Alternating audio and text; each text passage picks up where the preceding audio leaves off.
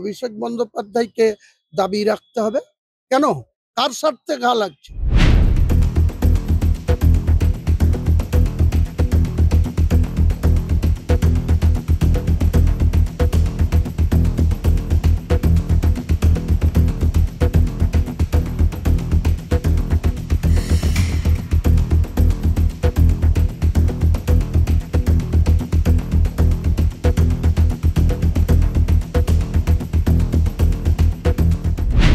সরকারি শাসক দলের প্রার্থীদের সিকিউরিটি ফরফিট করে দিতে পারে, একাই ৭৪,২১০ ভোট ক্যারি করতে পারে, তার আবার দুজন পুলিশের কি দরকার?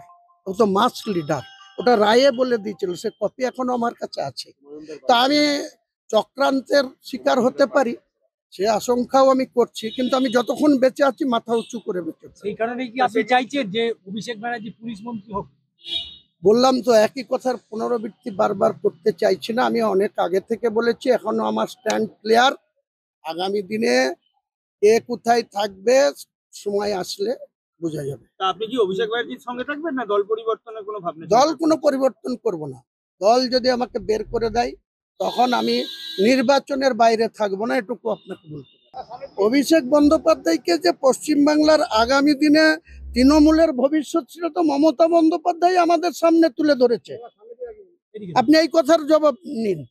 মমতা বন্দ্যোপাধ্যায় যখন অভিষেক বন্দ্যোপাধ্যায়কে জেনারেল সেক্রেটারি করেছে, তখন কি আমাদের মতো বা কল্যাণ বাবুদের মতো বা অভিষেক বন্দ্যোপাধ্যায়ের মতো কোনো সাপোর্টলি করেছেন না? তিনি নিজে থেকে যোগ্য মনে করেছেন, তাই তাকে জেনারেল সেক্রেটারি করেছেন। আজকে কি এমন ঘটনা ঘটলো যে অভিষেক বন্দ্যোপাধ্যায়কে দমিয়ে রাখতে হবে, অভিষেক বন্দ্যোপাধ্যায়কে দাবি রাখতে হবে? কেন? কার স্বার্থে ঘা লাগছে? চেষ্টা তো করছে, কিন্তু তারা সাকসেস হবে না। মমতা বন্দ্যোপাধ্যায়ের আর অভিষেক বন্দ্যোপাধ্যায়ের কম্বিনেশনে আগামী দিনে পশ্চিমবাংলা দীর্ঘদিন ক্ষমতায় থাকবে। মানে দুজন যদি একসাথে থাকে অনেকেরই গাত্রদাহ হবে। যারা কাজ না করে শুধু মমতা বন্দ্যোপাধ্যায়ের কাছে কানের কাছে মন্ত্র দেয়, তাদের অসুবিধা হবে। যারা 18-12 সালে আমাকে তৃণমূল কংগ্রেসে আসার পর যারা আমাকে গদ্দার বলেছিল, যারা আমাকে বেঈমান বলেছিল কংগ্রেস ছাড়ার জন্য, তারা আজকে মুর্শিদাবাদ জেলায় মমতা ব্যানার্জির হাত ধরেছে 2018 সালে। যে এই ববি হাকিমদের তেল মেরে, ববি হাকিমদের কথায় তাদের গুরুত্ব আছে মুর্শিদাবাদ জেলায়। তার নাম অপূর্ব সরকার, তার নাম আবু তাহের খান, তার নাম খলিলুর রহমান। খলিলুর রহমান একটা রাজনৈতিক লোকই না, সে পাকা ব্যবসাদার। সে কি করে 4-4টে পোস্ট পায়? যারা তোষামত করতে পারবে তারাই তো নেতা। এখানে কি আছে শৃঙ্খলার? তার যে কম্বিনেশন, তার যে যোগ্য উত্তরসূরি, সেটা তো প্রমাণিত। কিন্তু এক শ্রেণীর লোকরা তাদের ক্ষমতা খর্ব হবে বলে এখন নেত্রীর কাছে গিয়ে রাত দিন কানের কাছে বলছে যে এই করেন না, এই করো না, এই করো না দিদি, এই করো না। এটা কল্যাণ ব্যানার্জির ক্ষেত্রে সব থেকে যে ডিসিপ্লিন বেশি ভঙ্গ করে সেই ডিসিপ্লিন কমিটির যে পার্টির হয়ে কিছু করে না, সেই আবার কোঅর্ডিনেটর হয়েছে। তো এটাই আমাদের দুর্ভাগ্য, মুর্শিদাবাদ জেলার ভোটারদেরও দুর্ভাগ্য। এখানে কল্যাণ বন্দ্যোপাধ্যায় তো বলছে যে হুমায়ুন কবিরকে কথা বলা, তাহলে আমার বিরুদ্ধে আমার কথা বলারই যখন জায়গা নাই, দলেরই যখন কেউ নয়, তাহলে তাকে আবার শৃঙ্খলা কমিটির কোনো নোটিশ করার সুযোগ আছে বলে তো আমার জানা নেই। অত্যন্ত অপ্রয়োজনীয় এবং অবাঞ্ছিত কিছু মন্তব্য। দল সেটা একটা পরিবার, এবং গতকালই দলের জাতীয় কর্মসমিতির বৈঠক হয়েছে। দলের কিছু বক্তব্য, কিছু সাংগঠনিক সিদ্ধান্ত হয়েছে, কিছু পুরোদস্তুর কর্মসূচি ঘোষণা হয়েছে। সেখানে দাঁড়িয়ে দলের কোনো নেতা এই ধরনের অবাঞ্ছিত অপ্রয়োজনীয় মন্তব্য থেকে বিরত থাকাই ভালো। বিষয়টা দলের শীর্ষ নেতৃত্বের ব্যাপার, আলাদা করে মন্তব্য করব।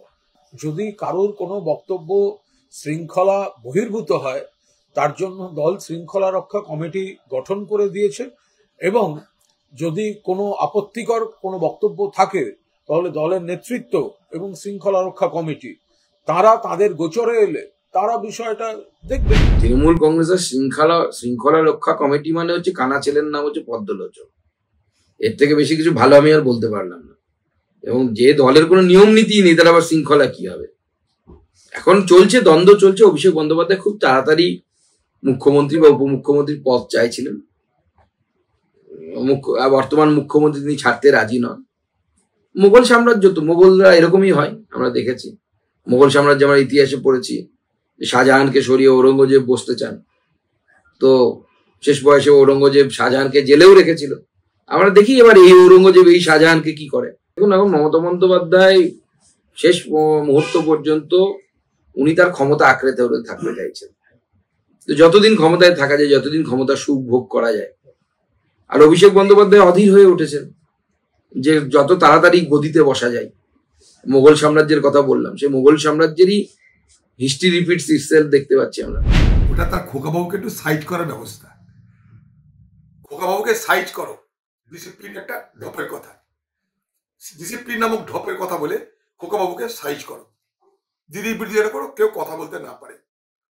খোকাবাবুর দলবল নিয়ে বলার চেষ্টা করছে অনেক কিছু, দিদি সেটা না পছন্দ, তাই খোকাবাবুকে সাইজ করো, cut into size for খোকাবাবু, তার নাম ডিসিপ্লিনারি কমিটি। মমতা বুঝিয়ে দিল তিনি প্রথম, তিনি শেষ, এর তৃণমূল দলে আর কেউ নেই তার আগে বা তার পরে।